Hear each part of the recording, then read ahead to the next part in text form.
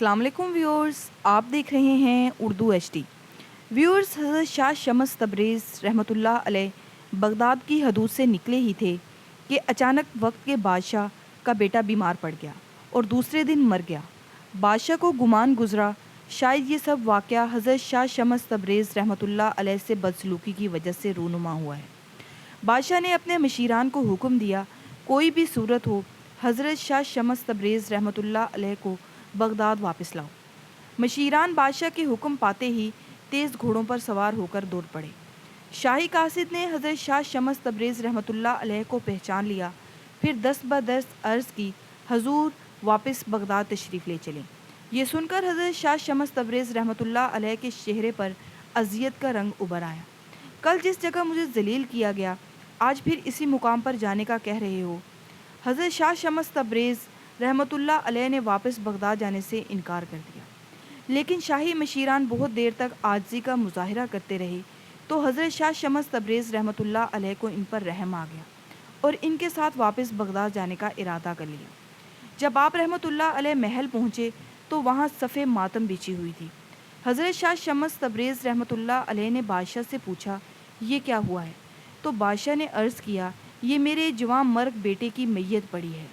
آپ رحمۃ اللہ علیہ کے بغداد سے جاتے ہی میرا نوجوان بیٹا اچانک بیمار ہوا اور دیکھتے ہی دیکھتے آغوش فنا میں چلا گیا۔ میں سمجھتا ہوں آپ رحمۃ اللہ علیہ کی دل آزاری کے باعث میرا جوان بیٹا موت کے انجام کو پہنچا۔ یہ بتاتے ہوئے شدت غم سے بادشاہ کی آواز کانپ رہی تھی۔ حضرت شاہ شمس تبریز رحمۃ اللہ علیہ نے بادشاہ کو مخاطب کرتے ہوئے فرمایا، فی الواقع اگر یہی بات ہے تو آپ کے بیٹے کو سزا کیوں ملی؟ گناہ تو آپ نے کیا تھا۔ بادشاہ کہنے لگا، ممکن ہے قدرت نے میرے لیے یہی سزا منتخب کی ہو کہ تم عمر بھر بیٹے کی جدائی میں تڑپتے رہو۔ میری آپ رحمۃ اللہ سے درخواست ہے کہ آپ رحمۃ اللہ میرے بیٹے کے حق میں دعائے خیر فرما دیں، ہو سکتا ہے آپ کی دعا سے اسے نئی زندگی مل جائے۔ حضرت شاہ شمس تبریز رحمۃ اللہ علیہ نے بادشاہ کی بات سن کر فرمایا، ایسا ہوتا تو نہیں، پھر بھی میں تمہارے تلف قلب کے لیے اللہ تعالیٰ کی بارگاہ میں عرض کیے دیتا ہوں۔ ایوان شاہی کے ایک کمرے میں ابھی حضرت شاہ شمس تبریز رحمۃ اللہ علیہ کی دعا کے الفاظ گونج باقی ہی تھی کہ شہزادے کے جسم کو جنبش ہوئی۔ وہ اٹھ کر بیٹھ گیا اور حیرت زدہ نظروں سے چاروں طرف دیکھنے لگا۔ یہ منظر دیکھ کر بادشاہ حضرت شاہ شمس تبریز کے قدموں میں گر گیا اور کہنے لگا، یہ سب آپ رحمۃ اللہ علیہ کی دعا کا نتیجہ ہے جو میرے بیٹے کو دوبارہ زندگی عطا ہوئی۔ حضرت شاہ شمس تبریز رحمۃ اللہ علیہ نے بادشاہ کو اٹھایا اور فرمایا، ایسا ہرگز نہیں، یہ تو قادر مطلق کی کرم نوازی کا ادنا سا مظاہرہ ہے جو اپنی ذات سے لا شریک ہے۔ اسی کا شکر ادا کرو جس نے میری دعا قبول کر کے کرم فرمایا اور تمہارے بیٹی کی سانسیں واپس لوٹا دی۔ ویورز، حضرت شاہ شمس تبریز رحمۃ اللہ علیہ کی یہی کرامات ان کے لیے وبال جان بن گئی۔ لوگوں نے آپ رحمۃ اللہ علیہ کو شعبدے باز کہا اور آپ رحمۃ اللہ علیہ کے خلاف صفے آرا ہو گئے۔ حضرت شاہ شمس تبریز رحمۃ اللہ علیہ کی کھال کھینچ لی گئی، اسی حالت میں بغداد سے نکال دیا۔ جب آپ رحمۃ اللہ علیہ لہو لہان تھے، ولی عہد سلطنت شہزادہ محمد کو حضرت شاہ شمس تبریز رحمۃ اللہ علیہ سے بہت عقیدت تھی۔ جب حضرت شاہ شمس تبریز شہر بدر ہوئے تو شہزادہ محمد بھی آپ رحمۃ اللہ علیہ کے ساتھ چل پڑے۔ بغداد سے نکل کر ہندوستان کا رخ کیا اور طویل مسافت کے بعد ملتان پہنچے اور وہاں سکونت اختیار کی۔ ملتان کے لوگوں نے بھی اہل بغداد کی طرح حضرت شاہ شمس تبریز کی مخالفت کی۔ ایک بار یوں ہوا کہ شاہ شمس تبریز رحمۃ اللہ علیہ کو گوشت بھوننے کے لیے آگ کی ضرورت پیش آئی۔ آپ رحمۃ اللہ علیہ نے شہزادہ محمد کو آگ لانے کے لیے بھیجا، مگر پورے شہر میں کسی نے بھی آگ نہ دی۔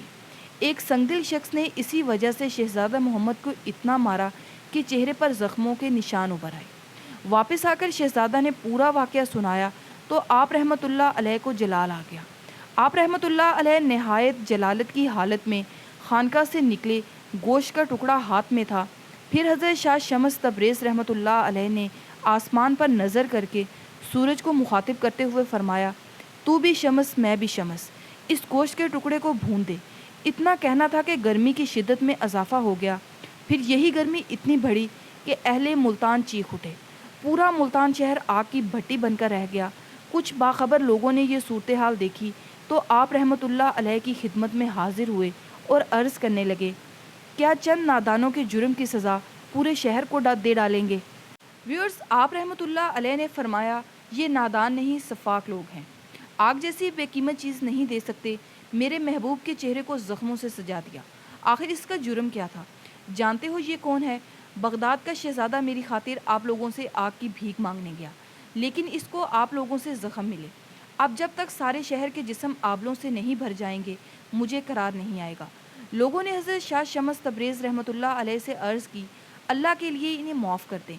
मुल्तान के दाना राज हजरात ने भी सिफारिश की तो हज़रत शाह शम्स तबरेज़ रहमतुल्लाह ने फरमाया, खैर जब अल्लाह को दरमियान में ले आए हो तो मुआफ़ किए देते हैं। फिर सूरज से मुखातिब हुए, अपनी हरारत कम कर दे, मालूम नहीं ये लोग रोज़े हशर की गर्मी कैसे बर्दाश्त करेंगे। आप रहमतुल्लाह अलैह का ये फरमाना था, सूरज की हरारत एतदाल पर आ गई। लोग अब भी मुल्तान की गर्मी को इसी वाक़े का नतीजा समझते हैं। व्यूअर्स आज की वीडियो बस यहीं तक थी। उम्मीद है आपको हमारी आज की वीडियो पसंद आई होगी। वीडियो को लाइक और शेयर करें और चैनल को सब्सक्राइब करें।